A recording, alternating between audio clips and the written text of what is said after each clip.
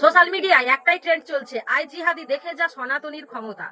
আমিও একজন সনাতনী, কিন্তু এই ধরনের বক্তব্যকে কখনোই সমর্থন করি না। কারণ এটা একটা গণতান্ত্রিক দেশ, এখানে সকলের সমান অধিকার, সকলের জন্য সমান আইন। তারপরেও বেশ কিছু মানুষ এই ধরনের মন্তব্য প্রকাশ করে সমাজে একটা হিংসার পরিবেশ তৈরি করতে চাইছে। যার মধ্যে মনুষ্যত্ব আছে সে কখনো ঘৃণা ছড়ায় না। যারা প্রকৃত সনাতনী হবে তারা কখনো অন্য ধর্মকে ঘৃণা করবে না। তোমরা নিজেদেরকে প্রতিবাদী বললে কি হবে? তোমাদের মধ্যে প্রতিবাদের চেয়ে আছে ঘৃণা। তোমাদের কাছে একটাই প্রশ্ন, যাদেরকে জিহাদি বলছো, স্বাধীনতা সংগ্রাম থেকে প্রাক্তন রাষ্ট্রপতি আব্দুল কালামরাও কি জিহাদি ছিল? দম্ভ আর অহংকারে মত্ত হয়ে যে কুমন্তব্যগুলো করছো সেটা দেশ ও দেশের জনগণের জন্য ভয়ঙ্কর ক্ষতিকর।